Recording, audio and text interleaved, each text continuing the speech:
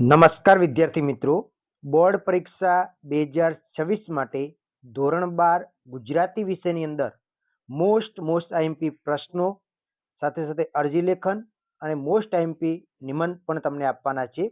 તો આ વિડીયો તમારા માટે ખૂબ જ ઉપયોગી છે. બોર્ડની પરીક્ષા તૈયારી કરવા માટે પણ કામ લાગશે. આપણે 2025ની અંદર પણ મોસ્ટ આઈએમપી નિબંધ આપ્યા હતા. પહેલા નંબરે આપ્યો તો એ જ પૂછાયું છે. અરજી લેખન પણ એ જ પૂછાઈ હતી અને આઈએમપી પ્રશ્નો પણ આપણે જે આપ્યા હતા એમાંથી બેઠા આવ્યા હતા.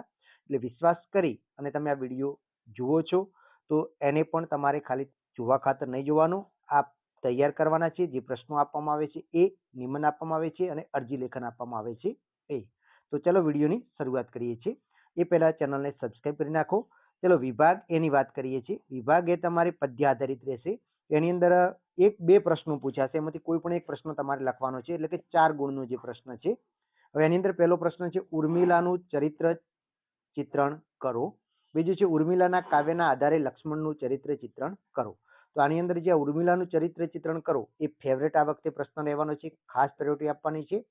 બીજું છે અખિલ બ્રહ્માંડમાં પદનો કેન્દ્રવર્તી વિચાર સ્પષ્ટ કરો. જે અખિલ બ્રહ્માંડમાં કાવ્ય છે એ પદની અંદર કેન્દ્રવર્તી વિચાર તમારે સ્પષ્ટ કરવાનો છે. પછી ચોથું છે ભાણી કાવ્યના આધારે ભાણીની કરુણ પરિસ્થિતિનું વર્ણન કરવાનું છે. આ પણ આ વખતે સ્ટાર કરી દઉં છું, ખાસ આવી શકે છે, મોસ્ટ આઈએમપી છે. એના પછીનો પ્રશ્ન છે દમયંતી સ્વયંવર આખ્યાન ખંડનું કથાવસ્તુ તમારા શબ્દોમાં લખો અને શ્યામરંગ સમીપે કાવ્યનો આસ્વાદ કરાવો. તો આ અહીંયા 5 જ પ્રશ્નો તમને આપ્યા છે. તો આ 5 પ્રશ્નો તૈયાર કરી દેજો.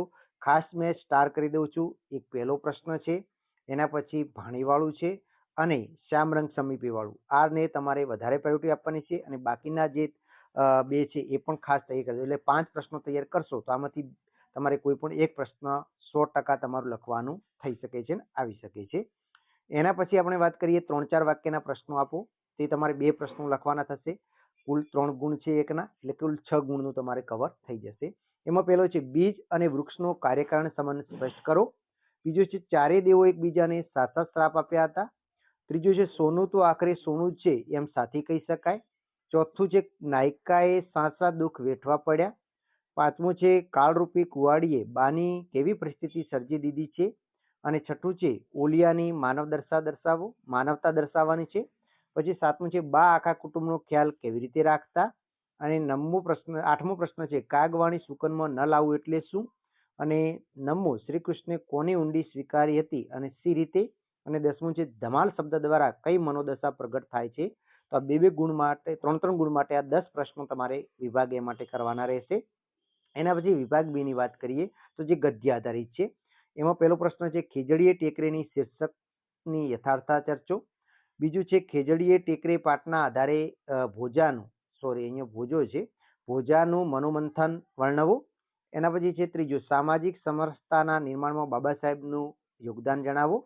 પછી શરત વાર્તાના શીર્ષકની યથાર્થતા ચર્ચો અને અનિરુદ્ધનો ગુરુત્યાગ વાર્તાનો ધ્વનિ સ્પષ્ટ કરો અને ઉપાલીનું રેખાચિત્ર આલેખો. તો અહીંયા મેં 6 પ્રશ્નો તમને આપી દીધા છે. ખાસ આ 6 પ્રશ્નો તૈયાર કરવાના છે. હવે આપણે 3 ગુણના વાત કરીએ પાઠના આધારિત, ગદ્ય આધારિત. તો એની અંદર પહેલું છે વિનોબા ભાવેની ભૂદાન યાત્રાનો પરિચય આપો. બીજું છે ઉશીના માગનારની નજર કેવી છે, શા માટે. ત્રીજું પોસ્ટ માસ્ટરના જીવનમાં શી ઘટના બની હતી. ચોથું સેલ્વી પંકજમે નાયકનું સ્વાગત કેવી રીતે કર્યું. પાંચમું છે શાક સમારતા ગાંધીજીએ વિનોબાને શું કહ્યું. છઠ્ઠું છે હીરા સાથી બદલાઈ ગઈ. સાતમું છે ગુરુને ત્યાં ભણવાને લીધે શ્વેત કુતુબમાં સાસા ફેરફાર થયા. એના પછી 8મું છે બિરંજ બનાવવાની પ્રક્રિયા અંગેની ચર્ચાનું વાર્તામાં શું મૂલ્ય છે. તો 8 પ્રશ્નો તમારે તૈયાર કરવાના છે 3 ગુણ માટે સેક્શન બી ના. એના પછી આપણે સેક્શન એ ની વાત કરીએ તો આની અંદર તમને કુલ 15 ગુણનું આઈએમપી મળી જશે. હવે આની અંદર અરજી લેખનની વાત કરીએ, 5 ગુણની પૂછાશે. તેમાં આ વખતે ફેવરેટ રહેવાની છે કે તમારા વિસ્તારમાં કમોસમી વરસાદના કારણે ખેતીના પાકને પુષ્કળ નુકસાન થયું છે અને ખેડૂતોની હાલત કફોડી બની છે એ અંગેની હકીકત દર્શાવતી તેમજ જરૂરી સહાય માટે વિનંતી કરતી એક અરજી ગુજરાત રાજ્યના મુખ્યમંત્રીને અથવા તો રાજ્યપાલને ઉદ્દેશીને તમારે લખવાનું પૂછી શકે છે, અથવા તો તમારા વિસ્તારના ધારાસભ્યને પણ ઉદ્દેશીને લખવાનું પૂછી શકે છે. તો આ એક અરજી લેખન તૈયાર કરજો. બીજી અરજી છે કે તમારા વિસ્તારમાં સતત ભારે વરસાદને કારણે પૂર અને ગંદકીનું પ્રમાણ વધ્યું છે. આ બાબતની જાણ કરતી અરજી નગરપાલિકાના મુખ્ય અધિકારીને લખવાની પૂછાઈ શકે છે. અને ત્રીજો ગુજરાતી વિષયના શિક્ષક તરીકે જોડાવા માટે હાઈસ્કૂલના આચાર્યને અરજી કરો. તો આ 3 અરજીઓ ખાસ તમારે ફોર્મેટમાં તૈયાર કરવાની છે અને ફોર્મેટ અરજીનું આવડતું છે તો અરજી ગમે તે પૂછાય, તમે વ્યવસ્થિત લખી શકશો. એના પછી મોસ્ટ આઈએમપી નિબંધની વાત કરીએ તો આ વખતે પહેલો આઈએમપી પ્રશ્ન મૂક્યો છે એઆઈનો શિક્ષણમાં ઉપયોગ અથવા તો એઆઈનો દૈનિક જીવનમાં ઉપયોગ. બરાબર? અથવા તો એઆઈ એ આપણા જીવનનું એક અવિભાજ્ય અંગ બની ગઈ છે એવું પણ તમે પૂછી શકે છે. તો આ એઆઈ ટેકનોલોજી આધારિત તમારે નિબંધ એક તૈયાર કરી દેવાનું છે. બીજું છે સ્વચ્છતાવાળું, આ પણ આ વખતે રહેવાનું છે હાઇલાઇટમાં. ત્રીજું છે નારી તું નારાયણી અથવા દીકરી ઘરની દીવડી છે. પછી પ્રવાસનું જીવન ઘડતરમાં સ્થાન, પ્રકૃતિના રૌદ્ર સ્વરૂપો પૂછી શકે છે. જીવનમાં રમતગમતનું સ્થાન ખાસ તૈયાર કરજો. પછી રાષ્ટ્રીય એકતા, એના પછી છે જનતા લોકશાહીનું સાચું બળ છે અને મિત્રતાની મીઠાશ. તો આટલા નિબંધ જે ખાસ છે એ તમારે તૈયાર કરવાના રહેશે. આઈ હોપ કે આ વિડીયો પસંદ આવ્યો હશે. પસંદ આવ્યો તો લાઈક કરો અને તમારા મિત્રોને